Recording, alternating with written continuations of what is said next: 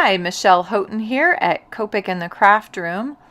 We are going to be coloring up, or I am going to be coloring up, this fun image from Heffy Doodle. I have stamped it and used a little bit of a masking technique to cover up that basket.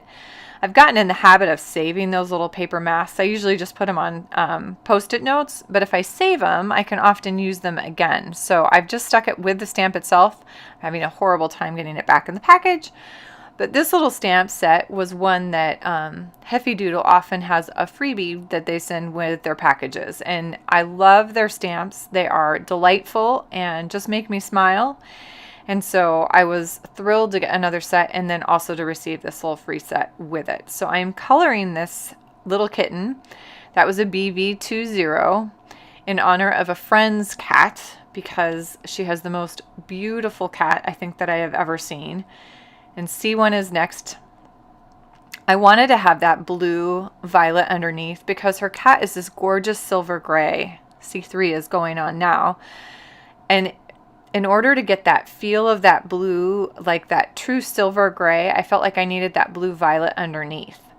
So then I've got C5, and the C5 I'm adding into those deepest shadow areas, the part where I feel like the cat is going to take shape a little bit so you can really see. I did with the C3, but the C5 now we can really see the roundness of the face. I'm trying to make it look a little more like a sphere, kind of under the arm, at the base of the body, under the head to give that dimension. And then I'm smoothing that out a little bit with the C3. So I'm coming back in. And I'm doing some small circles kind of on the edge of that C5 and pulling that in a little bit toward the center. I'm emphasizing kind of the lines that would be above that little triangular nose, again to give a little more shape, and C1 on the face to lighten it back up on the cheeks and the forehead and soften the C3.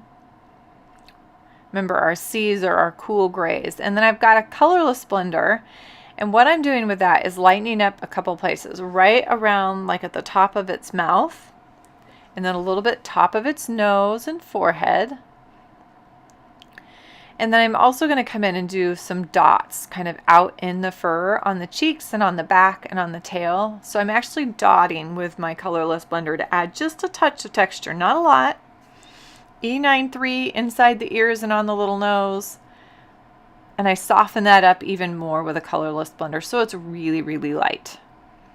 The basket that this little kitty cat's sitting in, I'm going to go with an E31 for the base. I'm keeping this really simple. This is a very small stamp. You can kind of see in comparison to my fingers and hands. This is actually very small, so I don't need a lot of information. So I actually jump a number and jump up to E35, and all I'm doing is trying to add to that texture. I'm not doing so much of shaping the basket as adding that texture in.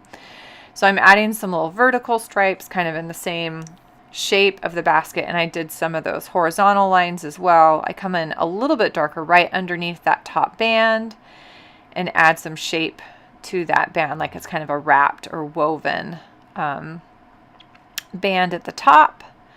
Soften up that little area right underneath the band, and that's good. I'm not going to try to blend out those colors at all. R32 is going to be basing the yarn, and then I'm actually going to use some other colors just to kind of darken up some of those, add texture to that ball of yarn so we can see that it's individual strands, not just a smooth ball.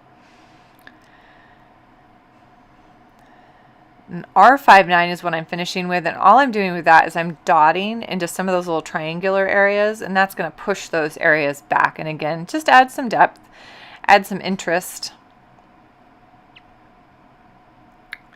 And then I do go ahead and add a background to this little guy because I wanted to add it to a card.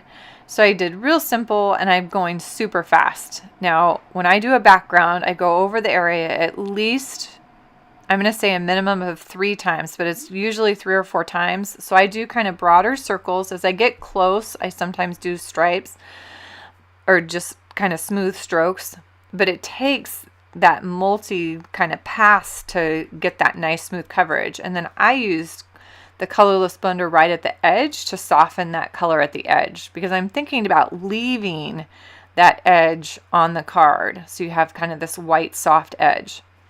This is a W3. Now notice it's not smooth. And then I'm coming in with a W5 to create and a W7 with dots. So it's more like it's not sitting on a smooth surface. My goal was to make it look a little bit more like it's sitting on carpet maybe. And so that you see that texture in the carpet and you can see it even more. So I'm coming back with colorless blender and adding dots even into the lighter color, that W3.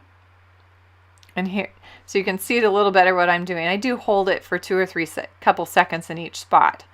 But now you can get a feel of what that little image is going to look like. Fast and easy.